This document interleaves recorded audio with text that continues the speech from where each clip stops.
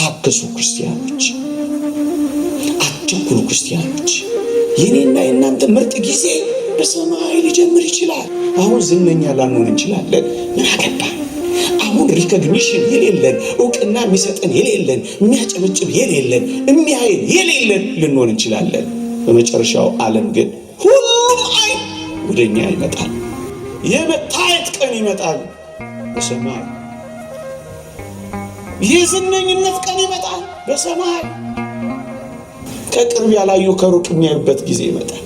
ስምን ጠርተው ማያውቁት ስምን የሚጠሩበት የሚደጋግሙበት ቀን ይመጣል። የሚጠቅምበት ቀን ይመጣል በሰማይ።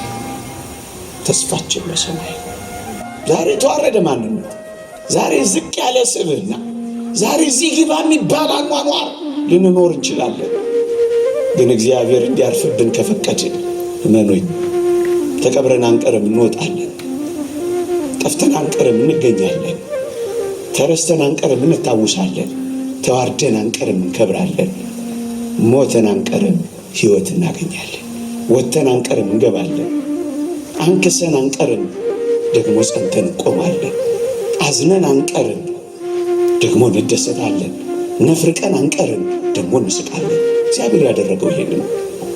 በቤታችን ውስጥ ሐዘን ላይ በነበርን ጊዜ ሊያጽናኑ የሚመጡ አንዳንድ ወንድሞችና እህቶች ቢጨንቃቸው ካርታ በመጫወት የድሮ ተረት በመተረት ምናምን ለማጽናናት ይሞክራሉ። ሰው በካርታ መጽናናት አይችልም። ሰው በሌላም ነገሮች መጽናናት አይችልም። የሚያጽናናን እግዚአብሔር መንፈስ ቅዱስ ነው። ብዙዎቻችን እያዘንን ነው። በቤተ ክርስቲያናችን ጉዳይ እያዘንን ነው። አዎ በሃይማኖታችን ምክንያት ዓይናችን በሚያየው ጆሮአችን በሚሰማው በወገኖቻችን ላይ ክርስቲያኖች ላይ በሚደርሰው ግፍ መከራ በምንሰማ ጊዜ እያዘንን ነው። አንገታችንን እየደፋን ነው። ወገኖቼ ሐዘናችን ይለያያል እንጂ ሁላችንም ሐዘንተኞች ነን። እግዚአብሔር መንፈስ ቅዱስ ከሐዘናችን ያጽናና። እግዚአብሔር ግን ከዚህ ድንጋይ ውስጥ ሰው አለው። እግዚአብሔርን ገና አልቀመስነው ይሆን? እግዚአብሔርን ገና አላወቅነው ይሆን? እግዚአብሔርን ገና አላጣጣምነው ይሆን? እግዚአብሔር በድንጋይ ውስጥ የሚፈልቅ ምንጭ ብቻ አይደለም።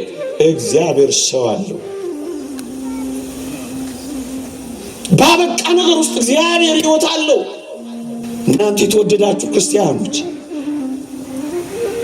እንዴ በጣም የማይጠቅሙ የነበሩ ሰዎች፣ በጣም ጠላት የነበሩትን ሰዎች፣ በጣም አሳዳጅ የነበሩትን ሰዎች፣ በጣም ደረጃ አንድ አጥፊዎች የነበሩትን ሰዎች እግዚአብሔር በጣም ጠቃሚዎች አድርጎ እንደቀየረ አልሰማችሁም? በሞቴ አሁን ሳውልን የሚያክል ጳውሎስን የሚያክል ሰው አንድ ቀን ቤተ ክርስቲያንን ይጠቅማል ብላችሁ አስባችሁ ነበር? ከዋሉበት አላሳድር ካደሩበት አላስውል ያለ እንዲህ ያለ ምርጥ አሳዳጅ ምርጥ ተሳዳጅ ሆኖ ይጨርሳል ብላችሁ አስባችሁ ነበር እንዴ? ደብዳቤ ጽፎ ክርስቲያኖችን የሚያስወግር እንዲህ ያለው ሰው ወጋሪ ተወጋሪ ይሆናል ብላችሁ ጠርጥራችሁ ነበር? አዎ በየትኛውም ደረጃ እግዚአብሔር ጋር የደረሰ ሳይቀየር የቀረ ማን ነው ወገኖቼ? እንዲህ ያለው ሰው ነው በመጨረሻ ላይ ከልዋሪቆን እስከ ደማስቆ የሚንከራተት አብሪ ኮከብ የሆነው።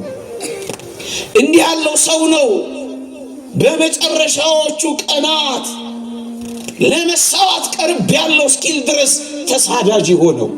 የተወደዳችሁ ክርስቲያኖች እንዴ አብሮት የሚማር ሰው ቅዱስ እስጢፋኖስ አንድ ባች የነበሩ ሲወገር ልብስ ያዥ የነበረ ሰው መጨረሻ ላይ ነፍሱን ያስይዛል ለክርስቶስ ብሎ የጠረጠረ ሰው ነበር። ይህ ምን ያሳያል? በየትኛውም ደረጃ ወንበዴዎች፣ አጥፊዎች፣ አሳዳጆች፣ ጠላቶች፣ ቀማኞች እንኳን ብንሆን እግዚአብሔር እኛ ጠቃሚ አድርጎ ይቀይራል የሚችልበት ጊዜ አለው፣ ቀን አለው፣ ዘመን አለው፣ መንገድ አለው እግዚአብሔር። አሁን እንደነ ሙሴ ጸሊም ያሉ ሰዎች ማን ጠቃሚ ይሆናሉ ብሎ አሰበ? ወገኖች እነዚህ ሰዎች አሁን ጠቃሚ ይሆናሉ ብሎ አሰበ? እንዴት ይደንቃል! ሰው ሁሉ የሚፈራቸው፣ ሰው ሁሉ የሚሸሻቸው፣ ስማቸውን ሲያይ የሚደነግጥባቸው፣ ሰው ሁሉ ይፈልጋቸዋል ብላችሁ ታስባላችሁ? አባ ሙሴ አባ ሙሴ አባ ሙሴ እየተባለ ዝነኛ ይሆናል ብላችሁ አስባችሁ ታውቃላችሁ? እግዚአብሔር ያደረገው ይሄ ነው። እንደ እግዚአብሔር ቅዱስ ፈቃድ ከኔ ጋር በሚኖረን የትምህርት መርሃ ግብር ትጠቅማለህ በሚል ርዕስ እንማራለን። ዛሬ መቆም ያቃተን፣ ዛሬ መበርታት ያቃተን፣ ዛሬ በድካም የምንጠራ፣ ዛሬ ልፍስፍሶችና አቅመ ቢሶች ይሆን እንኳን ብንሆን በእግዚአብሔር እጆች ላይ ከተሰራ፣ እግዚአብሔር እንዲሰራን ከፈቀድን፣ እግዚአብሔርን የሕይወታችን ቀዳሚ ካደረግን፣ እግዚአብሔር ሰሪያችን ከሆነ እኛም ጭቃ ነን አንተም ሰሪያችን ነህ እንዳለ ነቢዩ እግዚአብሔር እንዲሰራ ከፈቀድን እመኖኝ የቱን የሚያክል እንደ አፈር ደካማ እንሆን እግዚአብሔር ከአፈር ደካማ ውስጥ ከሚበተነው ነገር ውስጥ ከሚረገጠውና ከሚልፈሰፈሰው ነገር ውስጥ እግዚአብሔር ብርቱ ነገር ያወጣል። ለዚህ ነው እግዚአብሔርን ጋር ሆኖ የማይጠቅም የለም ያለው ወገኖቼ። እንዴ በምድራችን ላይ በጣም የተናቁ ነገሮች እንደውም ይቅርታ አድርጎልኝ ለስድብ እንኳን ስንነጋገር አፈር አይደለም እንባባለው። ለስድብና ለማላገጫ እንኳን ይሆን ነው። በእንደዚህ አይነት አጠራር እንኳን ልንጠራ ምንችል እንኳን ብንሆን እግዚአብሔር በዚህ በማያምር ነገር ውስጥ ውብ ነገር እንደሚሰራ እናውቃለን። በሚበተነው ነገር ውስጥ የሚሰበሰብ ነገር እግዚአብሔር ይሰራል። በማይቆመው ነገር ውስጥ እግዚአብሔር የሚቆም ነገር ይፈጥራል። ወገኖቼ እኔና እናንተ ውስጥ ያለው እግዚአብሔር የሰራው ሊቃውንት እንደሚናገሩት ከ6 ፋብሪካ በላይ ነው እኔና እናንተ ውስጥ እግዚአብሔር ስራ ይሰራው። ዓለም ቢኮርጀው የማያልቅበት ጥልቀትና ምጥቀት ያለው ህይወት ነው እኛ ሰውነት ውስጥ የተፈጠረው። እግዚአብሔር ምንም ከሆነው ነገር ውስጥ ይህን ያህል ውስብስብ ነገር ከሰራ ታዲያ በእኔና በእናንተ ህይወት ውስጥ አፈር አይደለንም? ዛሬ የክርስቶስን ስጋና ደም ተዋህደናል እኮ ዛሬ። የተጣልን እኮ አይደለንም ዛሬ። የተነሳንና የነቃን እኮ ነን ዛሬ። ታዲያ እንደዛ በነበርንበት ህይወት ውስጥ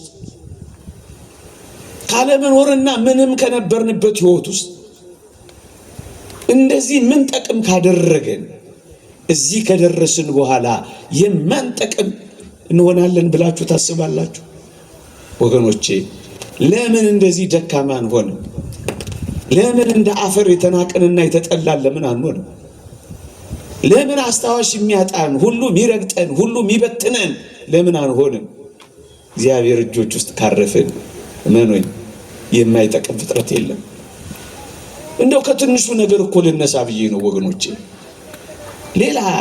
ሌላ ከፍ ያለውን ነገር እስኪ ያስቡት። እግዚአብሔር ትሞታላችሁ ያለን ሞት እንኳን ሳይቀር እግዚአብሔር ለጥቅም ያደርገዋል ብላችሁ ታስባላችሁ? ደግሞ አለው ሞትን ትሞታለህ ብሎ የፈረደበት ያ ሞት ለሰው ልጆች ጥቅም ይሆናል ብላችሁ አስባችሁ ታውቁ ነበር? ወገኖቼ እግዚአብሔር ፍቅር፣ እግዚአብሔር መሐሪ፣ እግዚአብሔር ሰውን ወዳጅ ስለሆነ ትሞታላችሁ ያለንን ሞት እንኳን ሳይቀር ለጥቅማችን አድርጎ የቀየረው አምላክ ነው። አብዛኛው ሰው እንደሚያውቀው ሞትን መሪር ብሎ ነው የሚተረጉመው። ግን ይሄንን ሞት ነው እግዚአብሔር ለጥቅማችን እንኳን አድርጎ የቀየረው ወገኖቼ። እግዚአብሔር ተናግሮት እግዚአብሔር ብሎት የማይጠቅም እንደው ክፉ ነገር እንኳን ቢሆን እግዚአብሔር ሰውን አፍቃሪ እግዚአብሔርን ሰውን ወዳጅ ስለሆነ በጣም መራራ ነገሮችን እንኳን ሳይቀር ጣፋጭ አድርጎ ቀየረ ነው እናውቃለን። እሱም ሞትን እንኳን ሳይቀር። የተወደዳችሁ ክርስቲያኖች አንዲ የሸክላ ሰሪ ገሏ ቢሰነጠቅ ጊዜ ወይም ገላዋ ቢሸረፍባት አብኩታ አፍርሳ አብኩታ ለውሳ የምትሰራው ምርጥ ዕቃ አድርጋ ነው ወገኖቼ። ይሄንን በእኔና በእናንተ ላይ የተፈረደውን ሞት እንኳን ሳይቀር እኔና እናንተን ምርጥ ዕቃ አድርጎ ይሰራበት ዘንድ መንገድ ያደርገዋል ብላችሁ አስባችሁ ታውቁ ነበር? ለዚህ ነው የእግዚአብሔር ቃል በውርደት እንዘራለን፣ በክብር እንነሳለን። በመበስበስ እንዘራለን፣ ባለመበስበስ እንነሳለን። በድካም እንዘራለን፣ በኃይል እንነሳለን አለ። የክብር ዕቃ አድርጎ ይቀይረናል አለ። ወገኖቼ በመፍረስ በኩል አለመፍረስ አይገርማችሁም? በመበስበስ ውስጥ አለመበስበስ አድርጎ ሲሰራው አይደንቃችሁም? ደካማ ሆነን በአፈር ውስጥ በመጣል ውስጥ ብርቱ ነገር ጠቃሚ ነገር ማውጣት አይደንቃችሁም? በሞት በኩል እግዚአብሔር የሰራው ይህንን ነው። ለዚህ ነው ንዑድ ክቡር የሚሆን ሐዋርያ ጳውሎስ ካልሞትክ እኮ ሕያው አትሆንም ያለው እኮ ለዚህ ነው። መሞታችንን እንኳን ሳይቀር ለሕይወታችን ምንጭ አደረገው። በመቃብር ማህፀን ውስጥ እግዚአብሔር የሕይወት መጀመሪያ ያደረገው። ስንሞት ሕይወትን እንድንጀምር ጸጋ አድርጎ ቀየረው። ቅዱስ ባስልዮስ ዘቂሳርያ እንደተናገረው እግዚአብሔር ኃጢአትን ለማገድ ለመከልከል የሰጠው ስጦታ ቢኖር ሞት ነው ይላል። ወገኖቼ ሞት ባይኖር ኖሮ ምንኛ ወንጀል ይስፋፋል፣ ምንኛ ስግብግብነት ይበዛል፣ ምንኛ መተላለቅ ይነግሳል። እመኑኝ ሞትን እንኳን ሳይቀር እግዚአብሔር ለጥቅማችን አድርጎት እኮ ነበረ። ታዲያ ይህንን እንደና አጋግ ያሉት ሰዎች ሞት እንዴት መሪር ነው ያሉትን ክርስቶስን ለማያ ከእሱ ጋር ለመኖሪያ መንገድ አድርጎ ይጠቅመን ነበር ብላችሁ ታስባላችሁ? ለዚህ እኮ ነው በጣም አስደንጋጭ ፍርድ የሆነው ሞት እንኳን ሳይቀር የሚሻል መንገድ ተብሎ ለመጠራት የበቃው። ምክንያቱም ክርስቶስን ማያ መንገዳችን ሆነ። ከዚህ ሥጋዬ ከተለየው በኋላ ከዚህ ቁርበቴ ከራኩ በኋላ እግዚአብሔርን ፊት ለፊት አየዋለሁ፣ ዓይኖች የሚመለከቱታል እስከ ማለት የደረሱት አባቶቻችን ሞት እግዚአብሔርን የማያ መንገድ አድርጎ ለጥቅም አድርጎ ቀየራ፣ ለወጣ። ይህንን መራራ ጣፋጭ አድርጎ ቀመመዋ። ወገኖቼ ይህንን ለጥቅም ያደርገዋል ብላችሁ አስባችሁ ነበር? የመክበሪያ መንገዳችን ከእሱ ጋር የመኖሪያ ጎዳናችን ወደ ሰማይ ርስት መመለሳችን እውነተኛውን ሕይወት መጀመሪያችን አድርጎ ቀየረዋ እግዚአብሔር። ለዚህ ነው ቅዱስ ጳውሎስ ለእኔ ሕይወት ክርስቶስ ሞትም ጥቅም ነውና ያለው። ጥቅም አደረገው።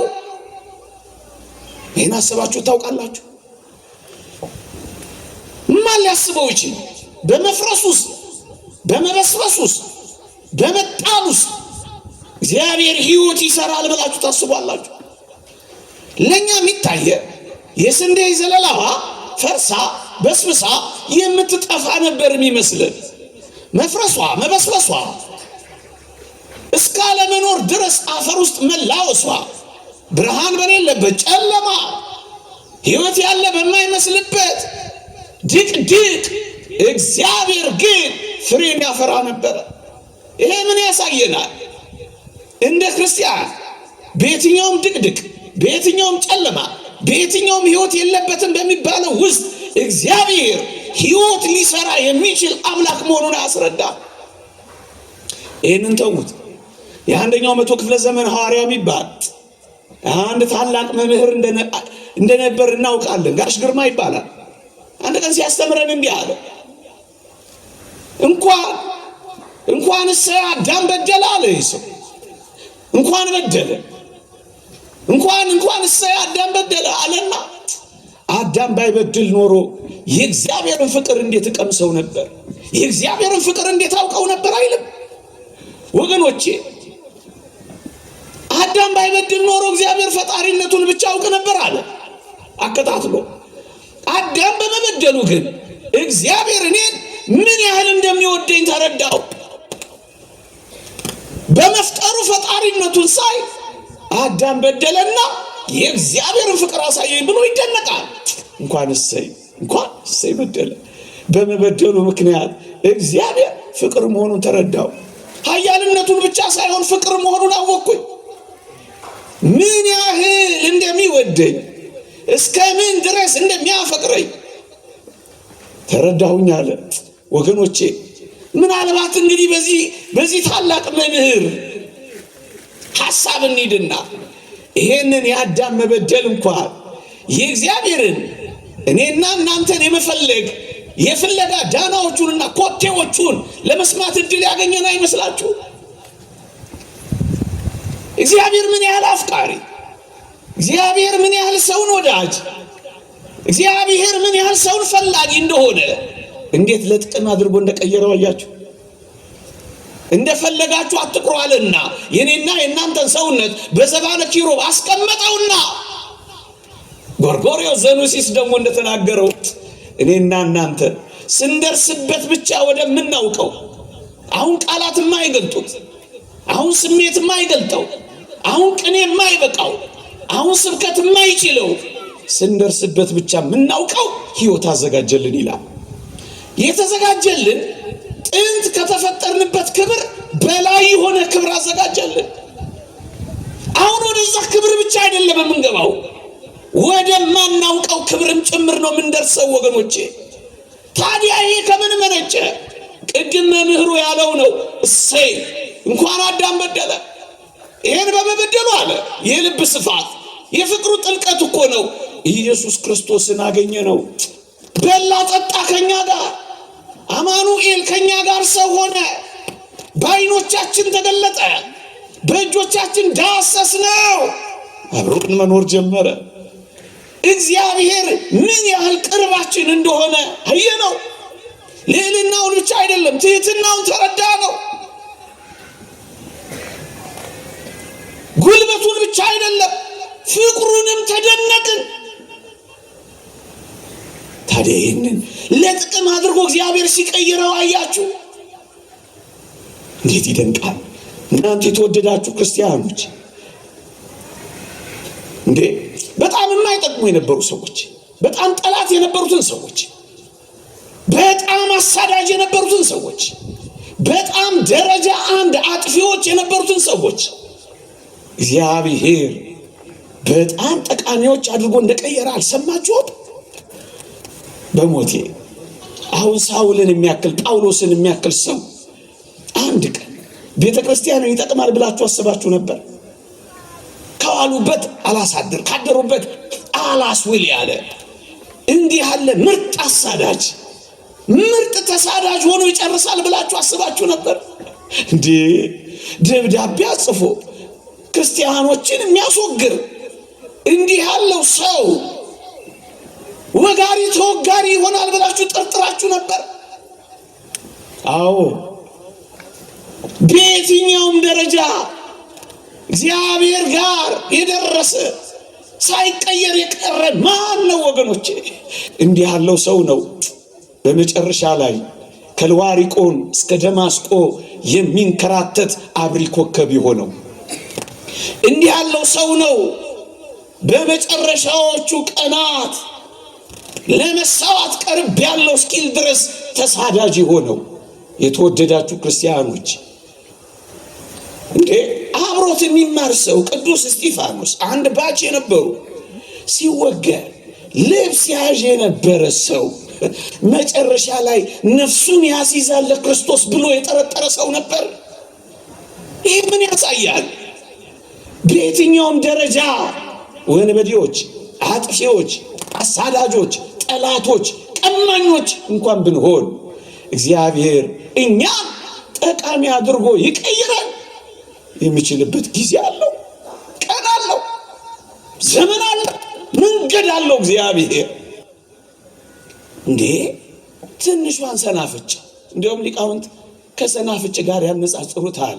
ሐዋርያ ጳውሎስ ሰናፍጭ እኮ እዚህ ግቢ ማትባል ቅንጣት ናት፣ በዓይን እንኳን ለመታየት የምትረቅ ናት ሰናፍጭ። ሲተክሏት ግን ትልቅ ዛፍ ትሆንና ብዙዎችን ታሳርፍና ለብዙዎች መጠለያ ትሆናለች።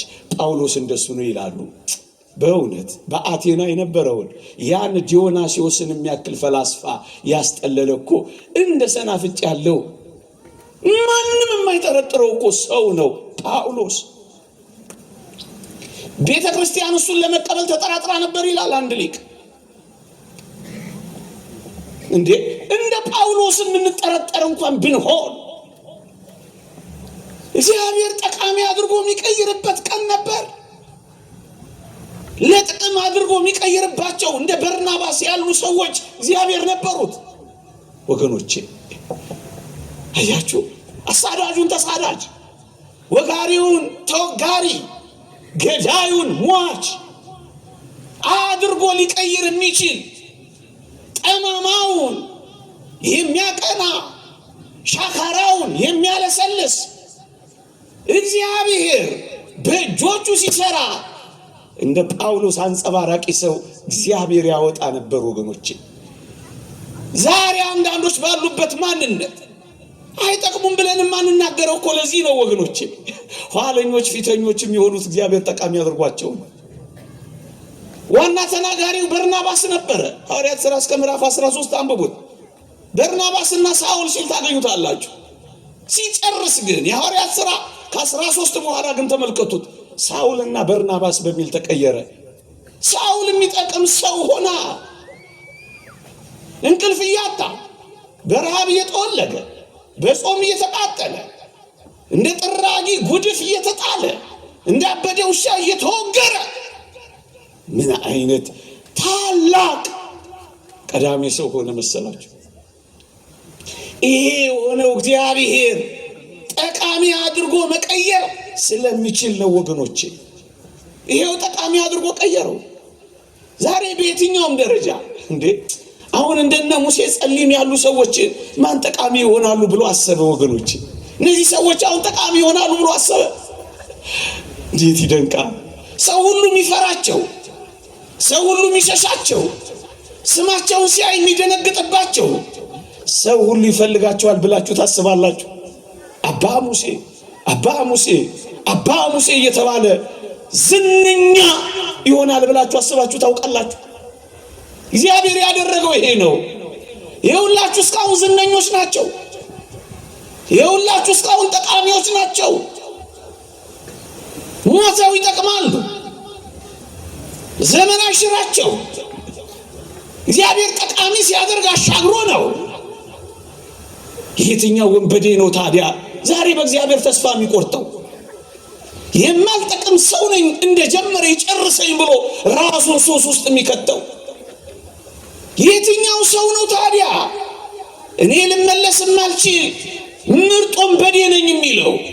የተወደዳችሁ ክርስቲያኖች እንደ አባ ሙሴ የተሸሻችሁ ብትሆኑ፣ እንደ ጳውሎስ ሰው ሁሉ የጠረጠራችሁ ብትሆኑ፣ መኖኝ አንድ ቀን የምትፈለጉበት፣ አንድ ቀን ለምስክርነት የምትበቁበት ቀን ያመጣ እንደሆነ ምን ታውቃላችሁ? እንደ ጀመረ ይጨርሰኝ፣ እኔ የማልነሳ ቅስሜ የተሰበረ ነው እንድንል ድል የማይሰጥ እግዚአብሔር እንዲህ ያሉትን የማይጠቅሙ ሰዎች ጠቃሚ አድርጎ ሲቀይር ማነው የማይጠቅም? የማያውቁ የነበሩትን ሰዎች አዋቂ ያደረጋቸው እግዚአብሔር። ኮልታፎቹን ሐዋርያት ተናጋሪዎች ያደረጋቸው እግዚአብሔር። ንግግር አዋቂዎቹን ሶፊስቶችን አፍ አዘጓቸው። እነዚህ ንግግር የማያውቁ ሰዎች ግማሾቹ ቀራጮች ናቸው፣ ግማሾቹ አሳ አጥማጆች ናቸው። አሁን እነዚህ ሰዎች ዓለምን ይቀይራሉ ብላችሁ ታስባላችሁ? አደረገው። እግዚአብሔር በአንዳንዶቹ ዕውቀት ላይ ተጨምሮ ዕውቀትም ይሁን እንዳይመስላችሁ። እግዚአብሔር በባዶ ነገር ውስጥ የሚሞላ፣ እግዚአብሔር ባላዋቂዎች ውስጥ ዕውቀት የሚገልጥ፣ እግዚአብሔር በመናኛዎች ውስጥ የሚያበረክት እግዚአብሔር የሉም በሚባሉ ሰዎች ውስጥ የሚያኖር አምላካችን እንደሆነ አውቀናል። እንጠቅማለን። እሱን ነው የሚያሳየን ወገኖቼ። እንዴ መስቀሉንስ እስኪ ያስቡት። ከ300 ዘመን በኋላ የክርስቶስ መስቀል ሳይፈርስ ሳይበሰብስ ሳይጠፋ ከ300 ዘመን በኋላ ይጠቅማል ብላችሁ ታስቡ ነበር ወገኖቼ? እግዚአብሔር ዘመን አስቀረው። የእግዚአብሔርን ሥራ ዘመን አስረጀው። እግዚአብሔር አሰራሩ ዘመን አሸንፈው። ለምን 300 ዘመን አይሆንም እንዴ? እግዚአብሔር ካረፈበት፣ እግዚአብሔር ከነካው ማን ፈራሽ? ማን ወዳቂ ነው? ማን ተጣይ ነው እንዴ? የክርስቶስ ሰውነት ያረፈበት ሥጋውና ደሙን የተቀበልክ አንተ ይህን ያህል ተስፋ መቁረጥ አለብህ? ደሙን የጠጣ ሥጋውን የበላ በልጅነት የተጠመቅ የሆነ ነገር ቀበረኝ አልነሳም እንዴት ትላለህ? ለምን ጥቂት ጉድፍ ብቻ አይደለም። አንተ እኮ ምናልባት ጥቂት ጉድፍ ነው የሚኖርብህ፣ በጣም ጥቂት። ይሄ ግን ለዘላለም ቀብሮኝ ይኖራል እንዳትል። ያ ሁሉ የኢየሩሳሌም ጉድፍና ቆሻሻ፣ ያ ሁሉ የኢየሩሳሌም ያ ሁሉ መጣያ የሆነው መስቀሉን ለምን አታየው? ከ300 ዘመን በኋላ ሲወጣ አዲስ ይሆናል። እግዚአብሔር እንዴት እንደሚሰነግል፣ እግዚአብሔር እንዴት እንደሚያስወር፣ እግዚአብሔር እንዴት ሥራ እንደሚሰራ ያየነው አንዱ እኮ በመስቀሉ ነው። የተረሳውን እግዚአብሔር አስታወሰው፣ የተጣለውን እግዚአብሔር አነሳው፣ የተቀበረውን እግዚአብሔር አወጣው። ታዲያ ይህ ተስፋ አይደለም? እንዴት እኛንማ ሥጋውን የበላን ደሙን የጠጣ በልጅነት የከበር አብረነው ጥቂት ለመኖር ምን ሞክር እኛንማ ተቀብረን እንዴት ይተወናል? ዘመንስ እንዴት ተስፋ ያስቆርጠናል ወገኖቼ? እንዴ በዓለም ሁሉ የተዋረደው የሆነውን ይሄን መስቀል ዓለም ሁሉ እንዲያከብረው የሚያደርግበት ቀን ይመጣል። ይሄው አከበረው ዓለም፣ ይሄው አደነቀው ዓለም። እነሱ የሚያውቁት በውርደት ነበር፣ ዓለም ግን በክብር አሁን አወቀው። ዛሬ ተዋረደ ማንነት፣ ዛሬ ዝቅ ያለ ስብዕና፣ ዛሬ እዚህ ግባ የሚባል አኗኗር ልንኖር እንችላለን። ግን እግዚአብሔር እንዲያርፍብን ከፈቀድን እመኑኝ ተቀብረን አንቀርም፣ እንወጣለን። ጠፍተን አንቀርም፣ እንገኛለን። ተረስተን አንቀርም፣ እንታውሳለን። ተዋርደን አንቀርም፣ እንከብራለን። ሞተን አንቀርም፣ ሕይወት እናገኛለን። ወጥተን አንቀርም፣ እንገባለን። አንክሰን አንቀርም፣ ደግሞ ጸንተን እንቆማለን። አዝነን አንቀርም፣ ደግሞ እንደሰታለን። ነፍርቀን አንቀርም፣ ደግሞ እንስቃለን። እግዚአብሔር ያደረገው ይሄንን ነው። ዘመን ረዘመ እንኳን ብንል ለ300 ዘመናት አሁን ከዚህ በላይ ሊረዝም ይችል ይሆን ወገኖቼ? እውነት እንደው እስኪ ተመልከቱት። አሁን ሙት ከሆነው ከሳራ ማህፀን ይስሐቅን የመሰለ ጣፋጭ ይገኛል ብላችሁ ታስባላችሁ? ማህፀኗ እኮ ሞቷል። ለዚህ እኮ ነው በወንጌል ከነዚህ ድንጋዮች ልጆች ላስነሳ ይችላል ተብሎ የተጻፈው እኮ ለዚህ ነው። ድንጋይ የሚለውን ሲተረጉሙ ሊቃውንት የሐናን ማህፀን ያመጣሉ። በቃ አብቅቷል፣ ድንጋይ ሆኗል። እግዚአብሔር ግን ከዚህ ድንጋይ ውስጥ ሰው አለው። እግዚአብሔርን ገና አልቀመስ ነው ይሆን? እግዚአብሔርን ገና አላወቅ ነው ይሆን? እግዚአብሔርን ገና አላጣጣም ነው ይሆን? እግዚአብሔር በድንጋይ ውስጥ የሚፈልቅ ምንጭ ብቻ አይደለም፣ እግዚአብሔር ሰው አለው። ባበቃ ነገር ውስጥ እግዚአብሔር ሕይወት አለው። እንደሱ ነው ያየን። እግዚአብሔር በሞተ ነገር ውስጥ ድምፅ አለው። እንደሱ እኮ ነው ያደረገው። እግዚአብሔር በማህፀን ውስጥ ያለውንም በምድር ያለውንም በሰማይ ያለውንም እግዚአብሔር ጠቃሚ ያደርገዋል። የማይጠቅም ምንም ነገር እግዚአብሔር እዚህ ምድር እንኳን ተውት፣ እኔና እናንተ እዚህ ምድር ውስጥ ፈጥሮት የማይጠቅም ነገር አለ? ምንድን ነው የማይጠቅም? እንኳን እኔና እናንተ ጥቃቅን ፍጥረቶች እንኳን ሳይቀር ለጥቅማችን የተፈጠሩም አልነበር? ማን ነው አልጠቅምም ብሎ ደፍሮ ሊናገር የሚችል? ዘመን የረዘመበት ማን ነው? ቀን አለፈብኝ የሚል ማን ነው? ቀን ስላለፈብኝ አልጠቅምም ካለ እሱ በዓለማችን ያለ መድኃኒት ብቻ ነው ኤክስፓየርድ ያደረገው። ይሄ እግዚአብሔር ኤክስፓየርድ ሲያደርግ ምን አይታችሁ ነው በቃ በቃልኝ የምንለው?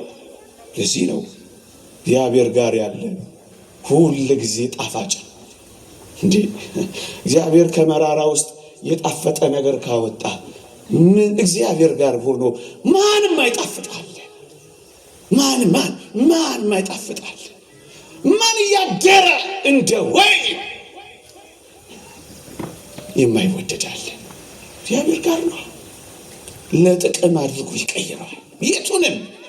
የቱንም ለጥቅም አድርጎ ይቀይረዋል። የተወደዳችሁ ክርስቲያኖች እንደ ዮሴፍ ተረስተንም እስር ቤትም ይሁን እንደ መስቀሉ ተቀብረንም ይሁን እንደ ጳውሎስ ተጠርጥረንም ይሁን አንድ ቀን ግን እግዚአብሔር ሲጎበኝ መጥቀማችን ግን አይቀሬ ነው። የትም ይሁን የት መጥቀማችን ግን አይቀሬ ነው። የተወደዳችሁ ክርስቲያኖች በረሃ ለበረሃ ሲሰደድና ሲንከራተት የነበረው ያ ዳዊት አንድ ቀን ይጠቅማል ተብሎ ይታሰብ ነበር።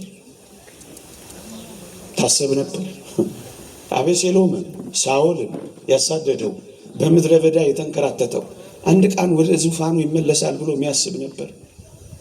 በእነዚያ ብርቱ የሳኦል ክንዶች በእነዛ እልፍ ጦሮች ውስጥ አልፎ ያ ዳዊት በእውነት የሚጠቅም ሰው ይሆናል ብሎ የሚያስብ ነበር። ማንም ወገኖቼ እንኳን ዳዊትን እናመላለሱን ተውት። እነዛ ዳዊት የተሸሸገባቸው ምድረ በዳዎች ጠቃሚ ይሆኑ ነበር ብሎ የሚያስባለ። ብዙዎቹን የዳዊትን መዝሙራት ተመልክቷቸው ዳዊት የዘመራቸው በቤተ መንግስት ውስጥ አልነበረም። ዳዊት የዘመረው በምድረ በዳዎች ነበር። በኤዶምያስ ምድረ በዳ የዳዊት መዝሙር ሲል ታገኙታላችሁ። በይሁዳ ምድረ በዳ የዳዊት መዝሙር ሲል ታገኙታላችሁ። በቤተ መንግስት ከዘመረው በላይ እግዚአብሔርን በፍለጋ በምድረ በዳ የዘመረው ይበልጣል።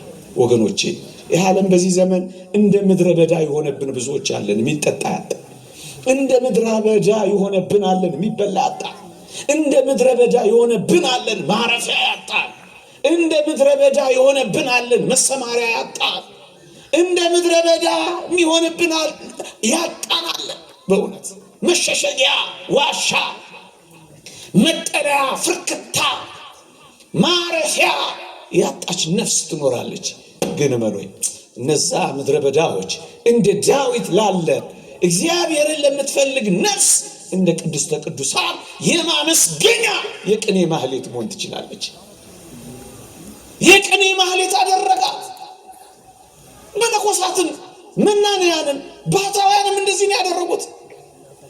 ተራራውን ሲያዩ ዝም ብለው ተራራውን አይደለም የሚመለከቱት ወገኖቼ፣ አይደለም። በእነዚያ ተራራዎች ውስጥ የእግዚአብሔርን የማሳረፊያ ረጅም እጆች ነው የሚያዩት። ተራራውን አይደለም። ምድረ በዳውን ሲያዩ እግዚአብሔርን ነው የሚያዩት። ወዳጄ መከራን ስታዩ እግዚአብሔርን ይኸው፣ መንገላታትን ስታዩ እግዚአብሔርን ይኸው። በእነዛ ሁሉ ጠላቶች ተከቦ ዳዊት በዝማሬን የቀጠለው። አሁን እነዛን ምድረ በዳዎች የመዝሙር ቦታዎች አድርጎ ለጥቅም መቀየር ይችላል። አዎ ይችላል። መከራ ማመስገኛው መሆን ይችላል። ማዘንበልህ ቀና ማያ መሆን ይችላል። የበዛብህ የአጋንንት ውጊያና ጦር መዋጋ፣ መጠንከሪያ፣ መበርቻ መሆን ይችላል። ለጥቅም አድርገህ ማዋል ትችላለህ። እንደ ዳዊት በእውነት እንዴት ይደንቃል! እኔ በጣም ይደንቀኝ ምናልባት ከመጥቀም አርፍዳችሁ የሆናችሁ እዚህ ውስጥ ልትኖሩ ትችላላችሁ። ያለፉትን ዘመናት ሳልጠቅምን የቆየሁት ራሴን አልጠቀምኩ፣ ቤተሰቤን አልጠቀምኩ፣ ቤተ ክርስቲያኔን አልጠቀምኩ፣ አገሬን አልጠቀምኩ፣ ወገኔን አልጠቀምኩ። አሁን ከእንግዲህ በኋላ እኔ እጠቅማለሁ። የብዙ ሰዎች ሐሳብና ጥያቄ ይሆናል። እመነኝ፣ ትጠቅማለህ።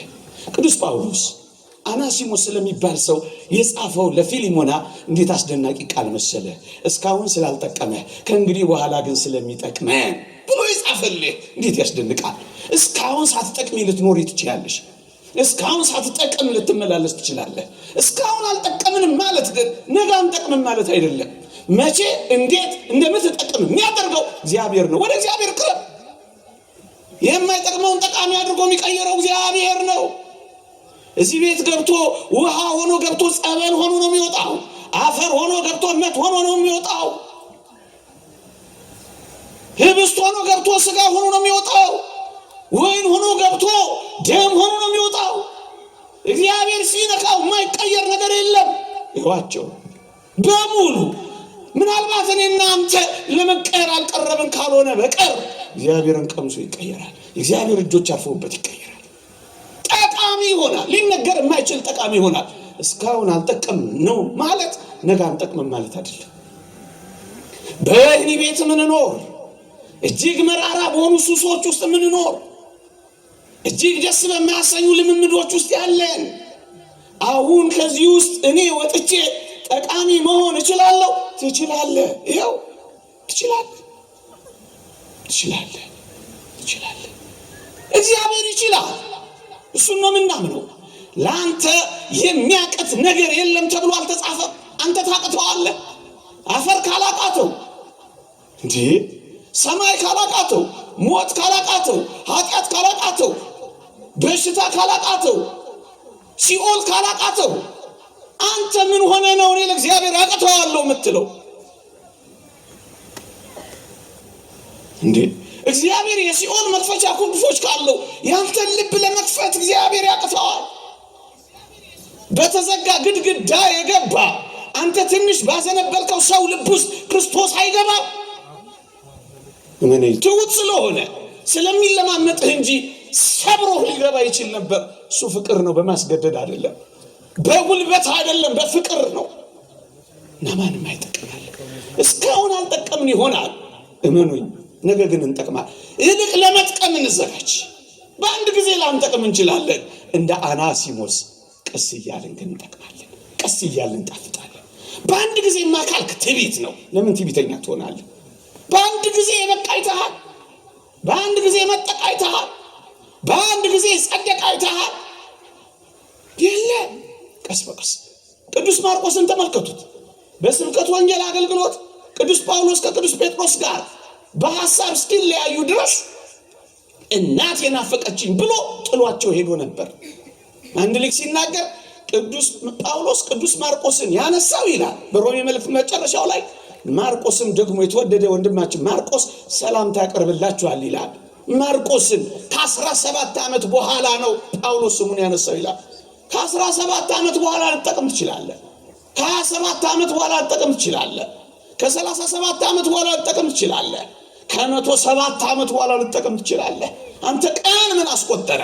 ቀስ በቀስ ብቻ ደግ። ቀስ በቀስ ቀስ በቀስ ቀስ በቀስ ዛሬ ትንሽ ጥቀም፣ ነገ ትንሽ የጠቀምክ ትሄዳለህ።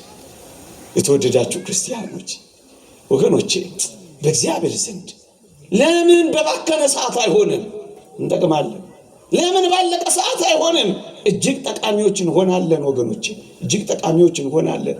በባከነ ሰዓት እንዲሁ ማን ምሳሌ ያለን ካላችሁ እንደ ቅድስት እሌኒ ያለ በባከነ ሰዓት የጠቀመ ሰው ያለ ይመስላችኋል? እቺን ቅድስት እናት ታውቋታላችሁ። ሕይወቷ የሚጀምረው በመገፋት ነው። ጨዋ ናት፣ ስንዱ ናት፣ ታማኝ ናት ለቤተሰቦቿ። ግን ያው በቤተሰቡ ራስ በባሏ የተከዳች ናት። በባሏ ስራሽ ያውጣሽ ተብላ የተወረወረች ናት። በባሏ አትጠቅሚም ተብላ ባህር ውስጥ ምን አለ ምድር ላይ እንኳን ቢያረጋት ትንሽ የመኖር እድል ቢሰጣት ባህር ውስጥ የተዘፈቀች ናት።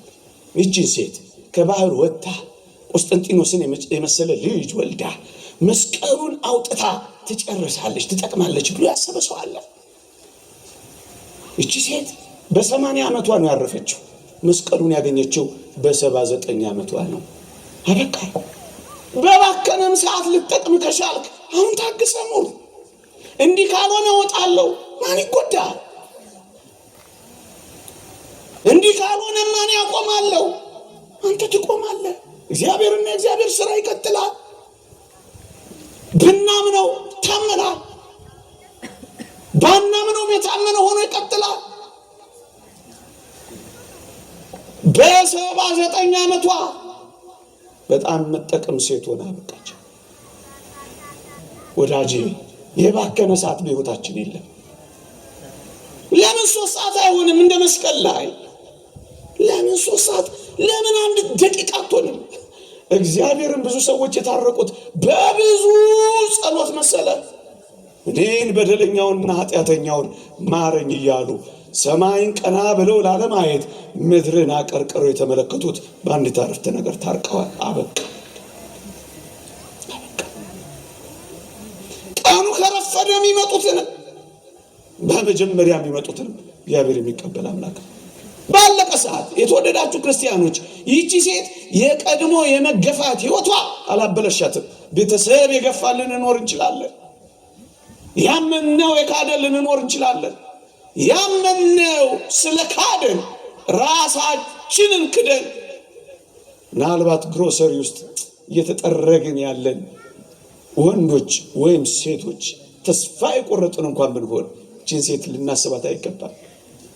ጠቃሚ እንሆናለን። ለምን እዛ እንከርማለን? ለምን እኛ ደግሞ ሌሎች ያበላሹን አንሶ እኛ ደግሞ ለመበላሸት ራሳችንን አሳልፈን እንሰጣለን፣ እንጠቅማለን። እኔ ስታመን ምን ነው እግዚአብሔር ጉድ አደረገኝ እያለች ከእግዚአብሔር ጋር ትግል የገጠመች አይምሰልህ። ብዙ ሰዎች እንዲህ አይነት ትግል ገጥመናል። በጣም ይደንቃል። እግዚአብሔር እኮ በእውነት ክርክር የምንገጥመው እሰጥ አገባ የምንገባው እንካ መንካ የምንለው አምላክ እኮ አይደለም እግዚአብሔር። እንዴ እኛን ለማናገር መፍቀዱ እንኳን አይደንቅም? እኛን ለማየት መምረጡ እንኳን እግዚአብሔር አይደንቅም?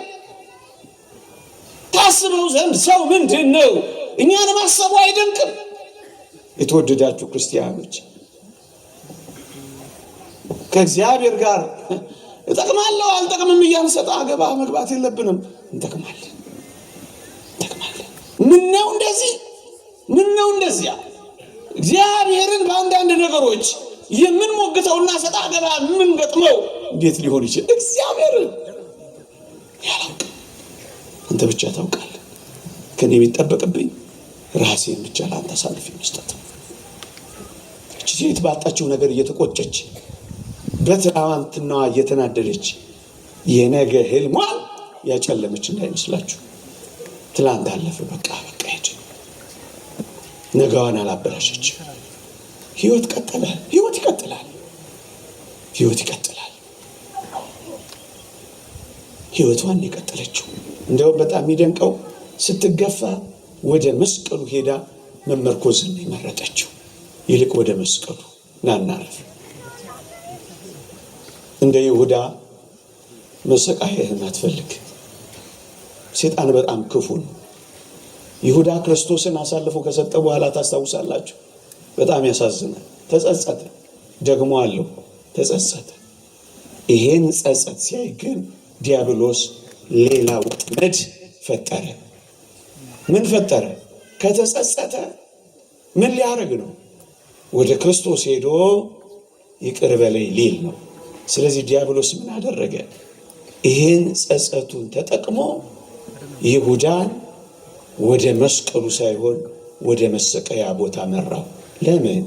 ወደ ክርስቶስ ከሄደ ዲያብሎስ አንድ ነገር ያውቃል። ክርስቶስ ይሁዳን እንኳን ሊምረው የሚችል ፍቅር መሆኑን ያውቃል። ይድንበት ነው። እንዳይድንበት ምን አደረገው? ወደ መስቀሉ ከመሄድ ይልቅ ወደሚሰቀልበት እንጨት መራው። ይሁዳ በዚህ ተደመደመ። በእርግጠኝነት ቅዱስ ዮሐንስ አፈወርቅ እንደተናገረው ክርስቶስ ይሁዳን እንኳን ሳይቀር እጆቹን ዘርግቶ ይቀበለው ነበር ይላል።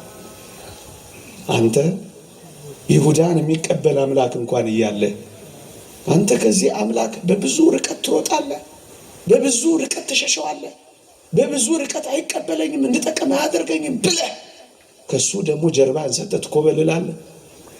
በቃ አስጨከኑ። ወደ መስቀሉ ሳይሆን ወደ መሰቀያው ወሰደው። በቃ አድብቶ ያዘው። ሰይጣን እንደዚህ ነው የሚያደርገው ወገኖች። እና በባከነም ሰዓት እንደዚህ ሴትዮ እንደዚህ ቅድስት እናት ለተጠቀም ከቻልክ ምን ታውቃለህ? ዝም ብለን እንመላለስ። ዝም ብለን እጆቻችንን ዘርጋ። ዝም ብለን እንለምነው።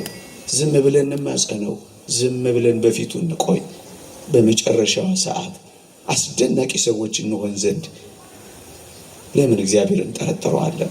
የተወደዳችሁ ክርስቲያኖች ልድገመው እስኪ። እንደ ዮሴፍ ተረስተ፣ እንደ መስቀሉ ተቀብረ፣ እንደ ጳውሎስ ተጠርጥረ፣ እንደ እሌኒም ተወርውረ፣ እንደ ዳዊትም ተሰደ ይሆናል። ግን በእርግጠኝነት ትጠቅማለህ። አንድ ቀን ትጠቅማለህ። የኔም ያንተም የሁላችንም ጊዜ ሲመጣ ሁላችንም እንጠቅማለን። ብቻ ግን እግዚአብሔር እጆች ውስጥ እንረፍ። አውግስጢኖስ እንደተናገረው ነፍሳችን ካንተ በቀር በሌላ በማንም አታርፍም እንዳለው የነፍሳችን ማረፊያ እሱን እናድርገው። ግን እንጠቅማለን። ይቀይረናል። አንቀይርም ያላችሁ አትጠራጠሩ። እግዚአብሔር ሳይቀይር ያስወጣው የለም። አንድ ነገር ግን ነግሬያችሁ ነው የማበቃው። ምናልባት በዚህ ምድር ላይ ማንጠቅም ሰዎች እንኳን ሆነን ብናጠናቀቅ እመኑኝ የምንጠቅምበት ቀንና የምንጠቅምበት ቦታ ግን አለን። ለዚህ ምርጥ ምሳሌ የሚሆነኝ አልዓዛርን እግዚአብሔር ያሳያችሁ፣ ልዑል ያመልክታችሁ። ጠቃሚ ይሆናል ብላችሁ አስባችሁ ታውቁ ነበር? እኔ በጣም ነው የሚደንቀኝ፣ ሁሌ ሳነሳው የሚመስጠኝ። ድሃ ነው፣ በድህነት ላይ በቁስል የተመታ ነው። በቁስል መመታት ላይ አስታማሚ ያጣ ነው። አስታማሚ በማጣት ላይ ውሾች ቁስሉን እየላሱት እስኪንከባከቡት የደረሰ ነው። ውሾችን የሚያባብርበት አቅም እስኪያጣው ድረስ እንኳንም በውሾች ደስ የሚሰኝ ነው። ቢለምን የሚሰጠው የለም። ባለጸጋውን ብቻ ነው የሚያየው። በኦሪት ነው የኖረው። ተስፋ ትንሣኤ አልተሰበከ። ታዲያ ይሄ ሁሉ ሰው እስከ መጨረሻ በዚህ ኑሮ የኖረው አንድ ቀን ይጠቅማል ብላችሁ አስባችሁ ታውቁ ነበር? አዎ፣ አልዓዛር የሚጠቅምበት ጊዜና አድራሻ ነበረው። እሱም በሰማይ ነው። ደግሞ አለው። የተወደዳችሁ ክርስቲያኖች፣ ክርስቲያን የሆነው በዚህ ዓለም ደልቶን፣ በዚህ ዓለም ተመችቶን፣ በዚህ ዓለም ፈንጥዘን፣ በዚህ ዓለም ተዝናንተን ለመኖር አይደለም። እንዳታስቡት። ከሆነ እሰየው፣ ግን አይደለም። ለዚህ ነው ቅዱስ ጳውሎስ በዚህች ሕይወት ብቻ ክርስቶስን ተስፋ ካደረግን ምንኛ ምስኪኖች ነን ያለው። ለዚህ ነው በዚህች ሕይወት ብቻ ነው እንዴት ክርስቶስን ተስፋ የምናደርገው? የአንዳንዶች ሊሆን ይችላል፣ የኔና ያንተ ደግሞ ላይሆን ይችላል። እንደ አልዓዛር በምድር ላይ የማንጠቅም ሆነን ብናጠናቀቅም እንደ ቅድስት እሌኒ በባከነ ሰዓት የምንጠቅም እንኳን ባንሆንም ግን በሰማይ መጥቀማችን ይጀምራል። ታዲያ ከዚህ በላይ የክርስቲያኖች ተስፋና ሕይወት አለ? አዎ፣ በሰማይ ድሃ አይደለም የምንሆነው፣ ባለጸጋ ነው የምንሆነው። በሰማይ በበሽታ የተመታ በቁስል የተጠቃ አይደለም፣ መታመም ነው የሚጠፋው። በሰማይ አስታማሚ አይደለም የሚያጣው። የተወደዳችሁ ክርስቲያኖች፣ በውሾች የተከበበው ሰው በመላእክት አጀብ ነው የገባው። በምድር ላይ እንደ ማዕበል በምትናወስ እንደ ባህር ላይ ኑሮ የኖረው ወደ አስደናቂ የእረፍት ወጀቡ መልህቁን የተከለው አልዓዛር እንዴ በመላእክት እቅፍ ነው የገባው። ባለጸጎችን ብቻ አይደለም፣ እጅግ አስደናቂውን አምላኩን ጭምር ነው ያየው። ታዲያስ በጣም የሚጠቅምበት ጊዜ ይመጣል መሰላችሁ? ታገሱ ክርስቲያኖች፣ አትቸኩሉ ክርስቲያኖች። የኔና የእናንተ ምርጥ ጊዜ በሰማይ ሊጀምር ይችላል። አልዓዛር በዛ በሰማይ አሁን ቪአይፒ ወይም ቪቪአይፒም በለው እንደሱ መኖር ነው የጀመረው። ተፈላጊ ሰው፣ ምርጥ ሰው፣ ዝነኛ ሰው ነው የሆነው። አሁን ዝነኛ ላንሆን እንችላለን። ምን አገባ? አሁን ሪኮግኒሽን የሌለን፣ እውቅና የሚሰጠን የሌለን፣ የሚያጨበጭብ የሌለን፣ የሚያየን የሌለን ልንሆን እንችላለን። በመጨረሻው ዓለም ግን ሁሉም አይን ወደኛ ይመጣል። አንድ ቀን ያላየው ባለጸጋው ነው እንኳን ከሩቅ አየው ይላል። አብርሃምን። ደግሞስ አልዓዛርንም በቅፉ አየው ይላል። አልዓዛር የመታየት ቀን ይመጣል በሰማይ። የዝነኝነት ቀን ይመጣል በሰማይ። ታዲያ አልዓዛር ጊዜ አልጀመረም ብላችሁ ታስባላችሁ? አልዓዛር በጣም ጠቃሚ መሆኑን የምትረዱት አልዓዛርን ስደድልኝ ማለት ተጀመረ። ተፈላጊ ትሆናል። በባትሪ የምትፈልግ ትሆናል። ያ ቁስል ያከከበት እጅ እንኳን ሳይቀር የጣቱን ጫፍ አስነክቶ ምላሴን ያበርድልኝ ዘንድ እባክህን ላክልኝ ባለጸጋ የሚፈልግ ድሃ ልትሆን ትችላለህ። ብዙ ያለው ሰው ምንም የሌለህን የሚፈልግ አንተ ውስጥ ብዙ ሀብት አለ። አንተ ከፍ ብለሃል። ታዲያ ይሄ አልዓዛር ጊዜ አይደል? ከቅርብ ያላዩ ከሩቅ የሚያዩበት ጊዜ ይመጣል።